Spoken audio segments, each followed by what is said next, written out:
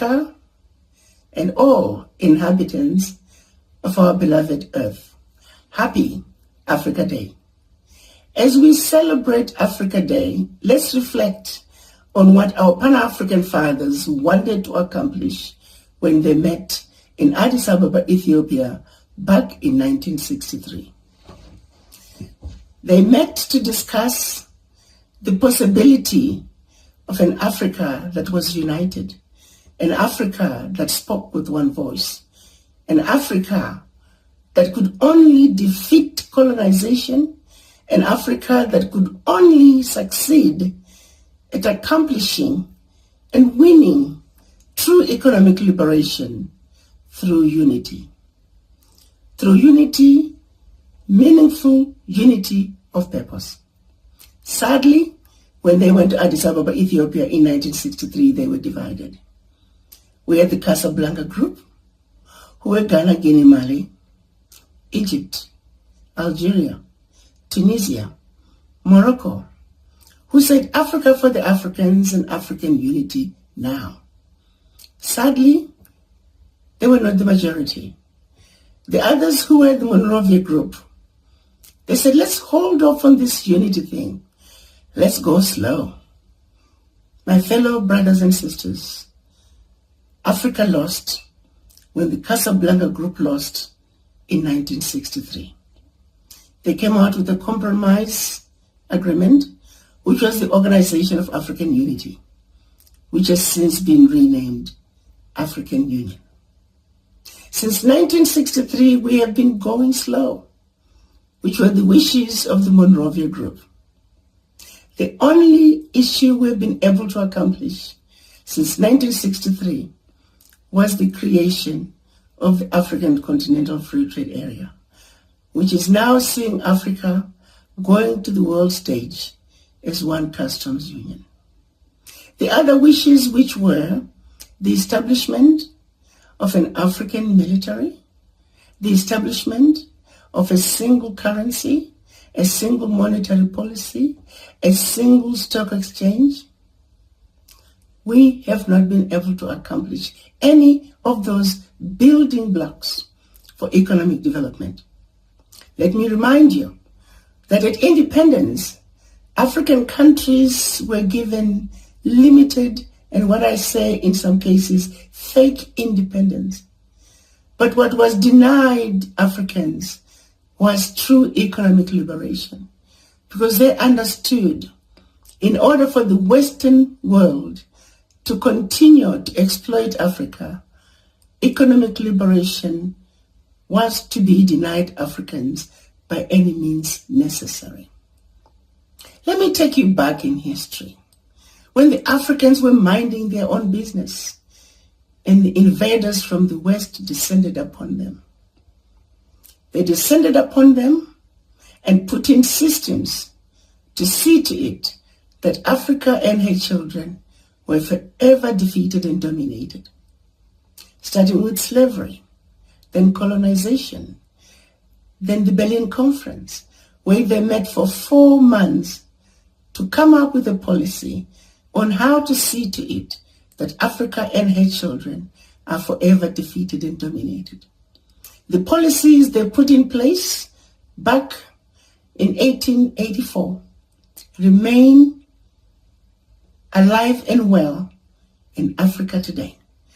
Those policies continue to wreak havoc in Africa today. For those of you who say, oh, Berlin Conference is a thing of the past, think again. As long as we have a country called Eswatini, as long as we have a country called Togo, as long as we have a country called Malawi, even the big ones, Nigeria, Egypt, Kenya, on their own, they simply cannot survive. And yet, the division of Africa was intentional, was deliberate, and was supposed to have specific desired outcomes. And those outcomes continue to be felt to this very day. They did not end there. When the children of Africa were taken to the Americas as slaves, what they were subjected to on slave plantations, following the quote-unquote freedom of the slaves. They followed up with Jim Crow. They followed up with redlining. They followed up with systematic imprisonment of black people. They followed up with continued abuse and denial of economic advancement of black people, no matter where you find us. Whether you find us in the Americas, whether you find us in the Caribbean, in South America, in Europe, and of course back in Africa. We are the working class, systematically relegated to be forever the working class. Back in Africa, in spite of having been given independence, the invisible hand remains alive and well. No matter how hard African countries try, yes, we have our own responsibilities to shoulder. But the bottom line is, after slavery, after colonization, after the Berlin Conference, then came the world geopolitics that set out to have systems in place that will see to it that forever people of African descent will never attain true economic liberation. I'm talking about the world financial systems, World Bank, IMF, the Bretton Woods Institution. I'm talking about the World Trade Organization, which has blatantly ignored abuses of Africa because it was created and understood that Africa will forever be providing raw materials to the Western countries to the detriment of the Africans. I'm talking about the World Health Organization, which, as you saw during COVID, Africa was left hanging.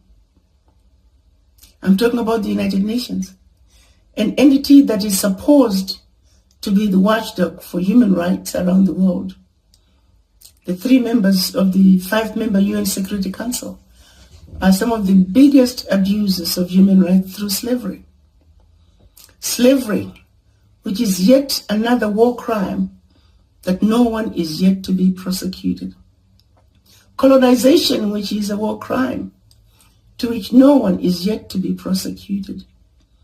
There is a need for these war crimes to be referred to the ICC. What is the United Nations doing about this situation?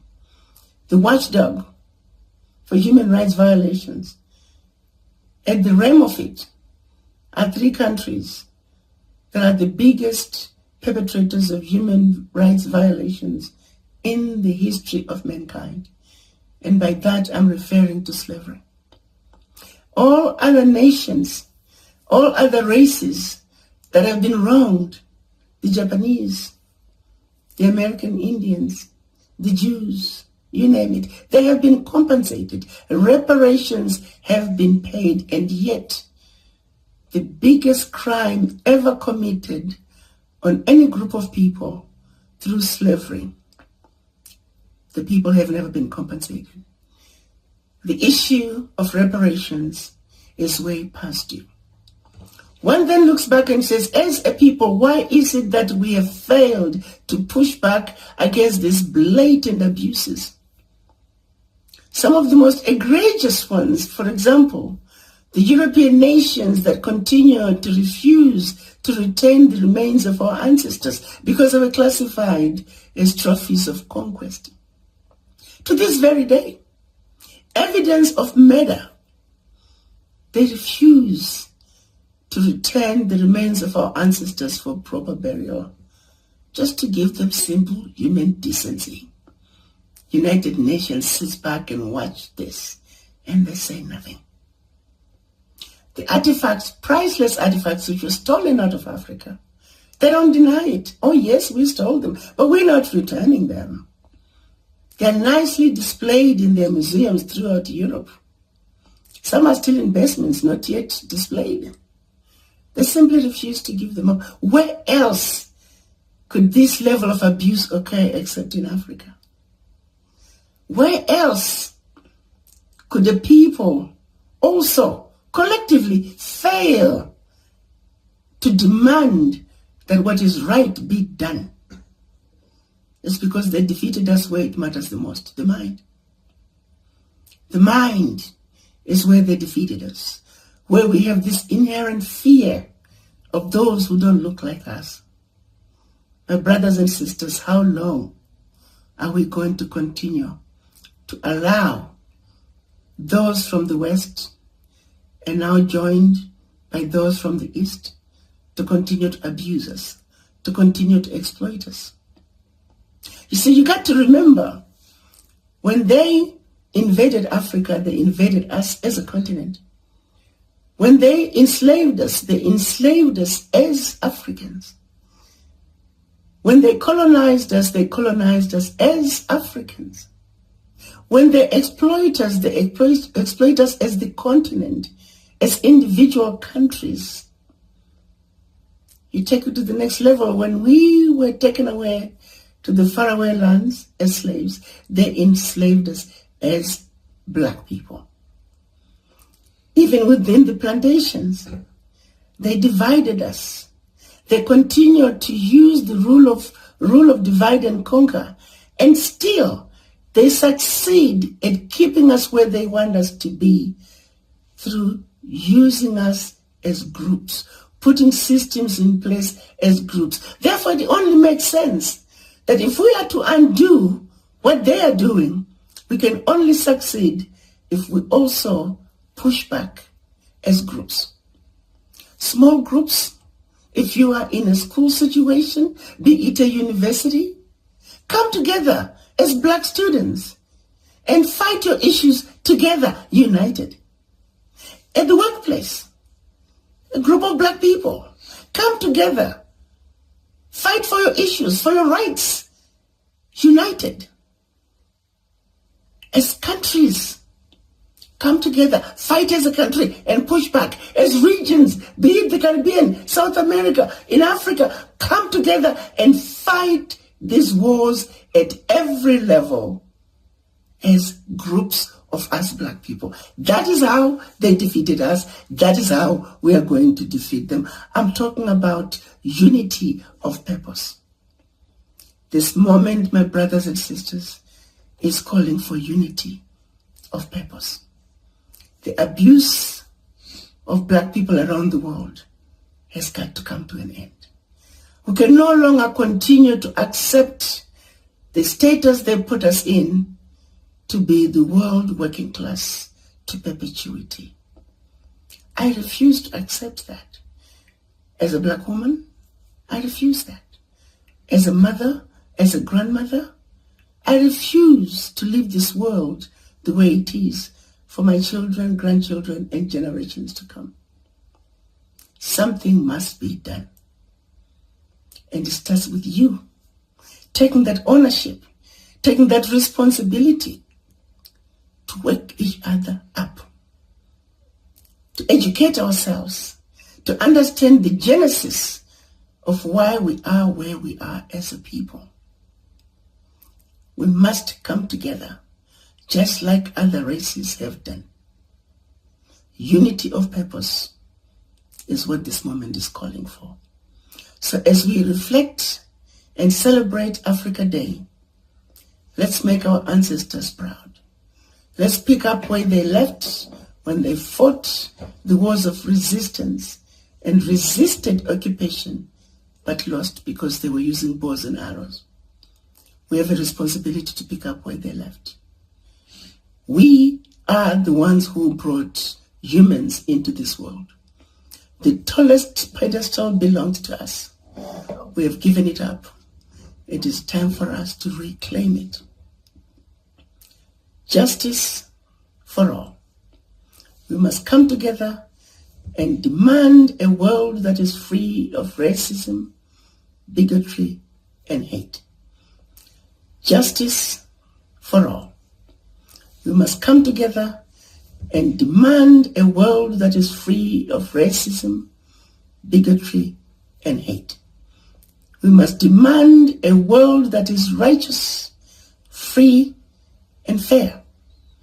So as a united African people, we're calling upon all righteous, peace-loving members of our beautiful earth to simply demand a better world. And once again, a world that is free of racism, a world that is free of bigotry, and a world that is free of hate. But more importantly, a world that must treat Africans and her children around the world fairly. It's what the rest of you non-Africans would want. We're simply asking you to do unto us as you want done unto you. Happy Africa Day, my brothers and sisters. Let's continue to work together. Unity of purpose, and remember, no justice, no peace. This moment is calling for Africa's true economic liberation. United, we will make it.